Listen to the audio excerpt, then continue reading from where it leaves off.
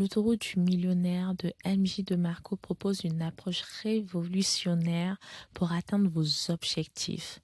Ce livre vous pousse à reconsidérer les chemins traditionnels de la réussite et à adopter une mentalité proactive essentielle pour vos projets.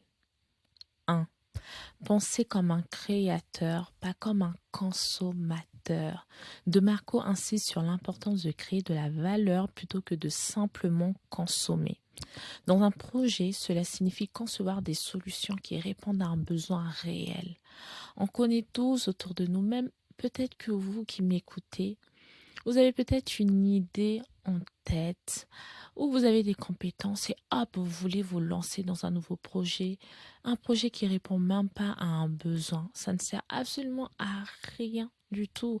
Et DeMarco nous dit qu'il est important de créer de la valeur plutôt que de simplement consommer. Mais pour cela, il faut concevoir des solutions qui répondent à un besoin réel. Comment cela s'applique dans l'immobilier? Vous pouvez devenir propriétaire plutôt que d'être un simple locataire.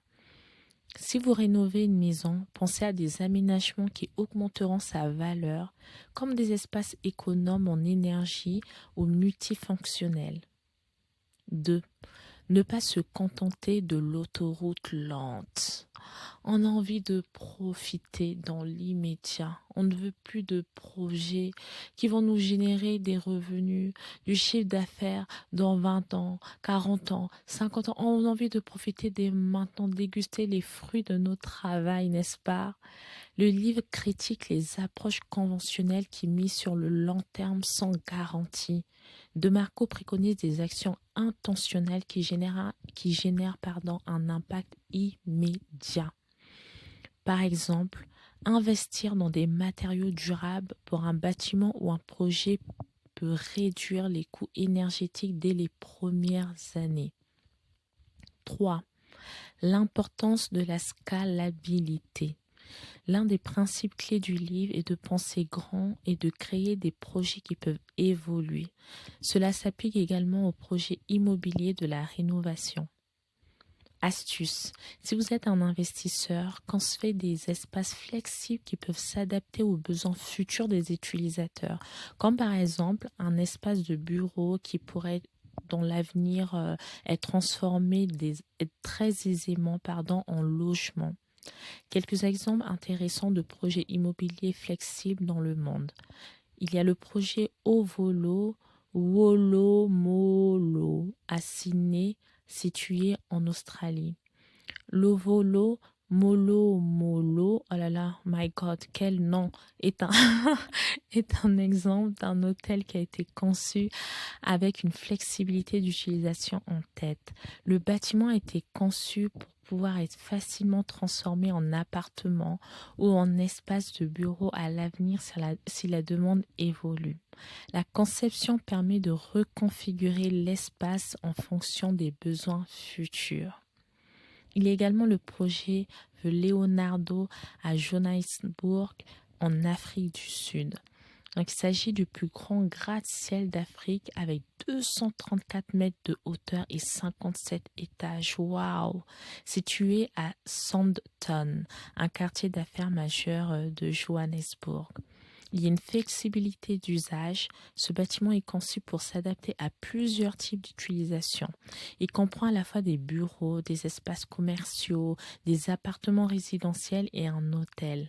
Cette mixité permet une transformation facile des espaces en fonction des besoins du marché. Par exemple, des bureaux peuvent être convertis en logements ou en espaces commerciaux si la demande évolue. Il y a une durabilité et une innovation qui a été mise en place. L'architecture du Leonardo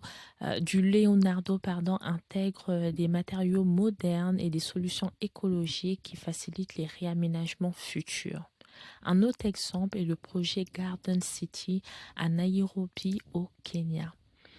Et plus proche de nous, à Paris, vous le savez peut-être que Paris a entrepris plusieurs projets de reconversion de bureaux en logements, notamment dans des zones où la demande de logement est plus forte que celle des bureaux. Et les provinciaux qui veulent s'installer à Paris ou dans la première couronne, vous savez à quel point il est difficile de trouver un logement. Même les Parisiens eux-mêmes qui veulent changer de logement.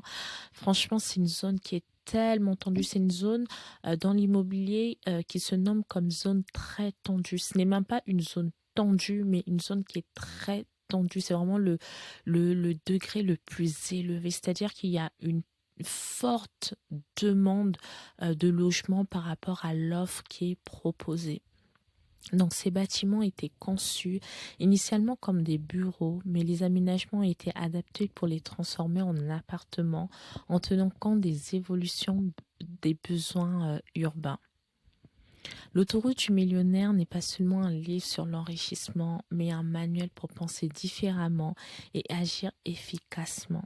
Si vous voulez transformer vos projets en succès, ce livre est une lecture incontournable, je vous l'assure. Je l'ai lu, j'ai écouté également la version audio, c'est une réelle pépite, vous accélérez dans vos projets. Vous mettez vraiment en place des idées qui vont vous permettre de générer de l'argent au plus vite dès maintenant, pas de l'argent dans 50 ans, 100 ans. On ne veut pas de ça. Moi, personnellement, je ne veux pas. Je ne veux pas de ça. J'ai envie de profiter tant que je suis jeune. Et si vous avez un âge plus avancé, vous avez également envie de profiter dès maintenant et non à la veille de votre retraite. Découvrez comment l'autoroute du millionnaire peut inspirer vos projets. Commandez votre exemplaire dès aujourd'hui via mon lien d'affiliation. J'espère que ce message vous a inspiré et vous apportera des clés pour transformer vos projets et votre vie. Si vous pensez à quelqu'un qui pourrait être encouragé par ces enseignements, partagez-lui cette vidéo. Ensemble, aidons à élever les autres. Pensez à activer la cloche des notifications pour ne rien manquer. Merci infiniment de soutenir ma chaîne en vous abonnant. Je serai ravie de savoir ce que cet audio vous a apporté. Laissez un mot dans les commentaires pour partager votre expérience et vos réflexions. Ensemble, construisons ce qui compte vraiment.